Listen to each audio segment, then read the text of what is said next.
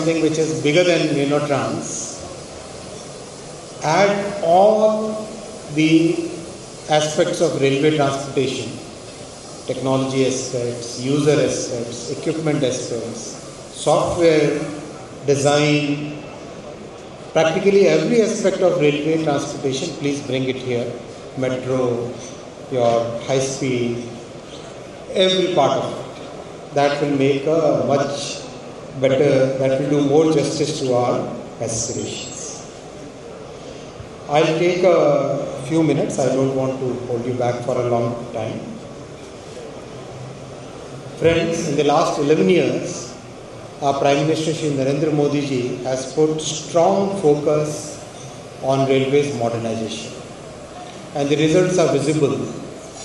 Today, we have 35,000 kilometers of tracks built in the last 11 years, 46,000 kilometers of railway tracks electrified in the last 11 years. Phenomenal number. 40,000 new coaches manufactured. First bullet train project is now 325 kilometers done, and recently I visited both Surat and Bilimora stations. That is the first section which will be opened in 2027. Work is going on at a very, very rapid pace. We have now 156 Vande Bharat services, 30 Amrit Bharat services, and 4 Namo Bharat services, which are highly popular in the entire country. Our production levels have really gone up. Today, we are manufacturing 7,000 coaches every year, which is probably more than the many continents. We are manufacturing 1,681 locomotives, which is more than the complete production of Europe, North and South America, Africa and Australia combined. So that kind of work is going on in our country at this point of time. We are also emerging as a major export hub.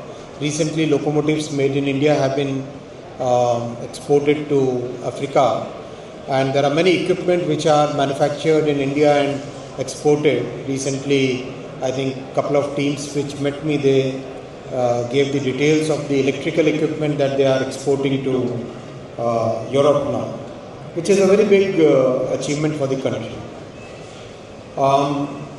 Our CapEx program is on track.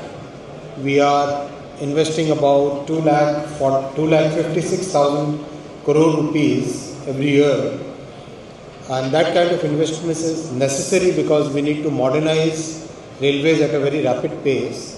Whatever we lost in the first 60 years of our freedom from the British, those 60 years have to be made up within the coming few years, coming 10 years. So that's why we have really ramped up CapEx and speeded up the execution.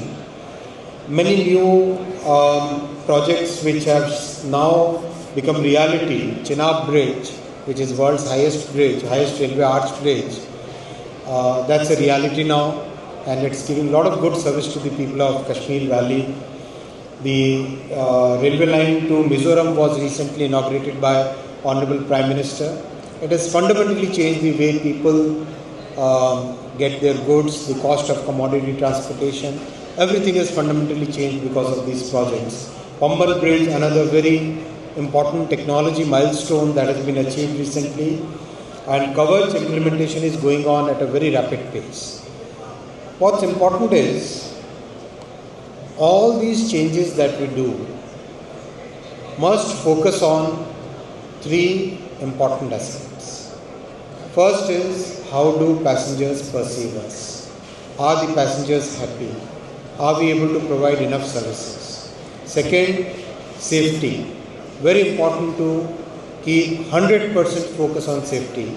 And of course, because of this focus, the results are visible. Today, we have been able to reduce accidents by almost 80% compared to what the numbers were 11 years ago. But we must not stop here. We must continuously strive to make it much more safer. And third is, are we making the railways ready for coming 25 years?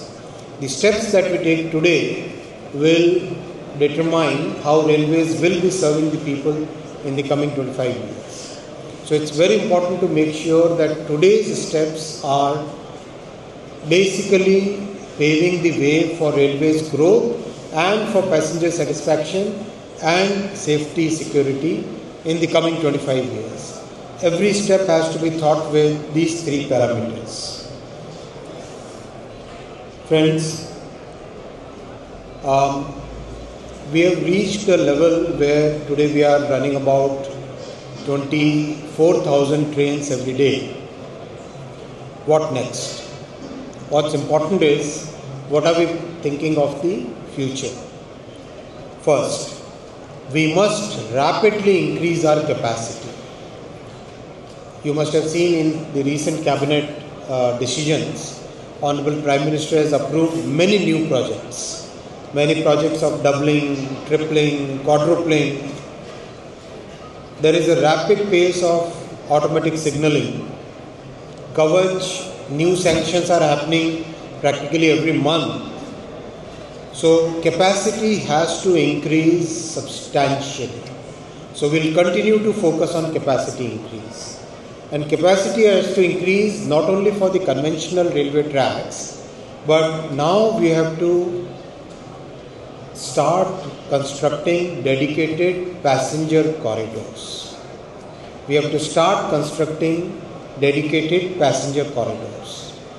Because we are 1.4 billion people. 1.4 billion people, the amount of transportation demand is huge, humongous. To cater to that kind of demand, we must have dedicated passenger corridors. We have examples in economies of similar nature. We have seen those very successful examples. So time has come to build dedicated passenger corridors.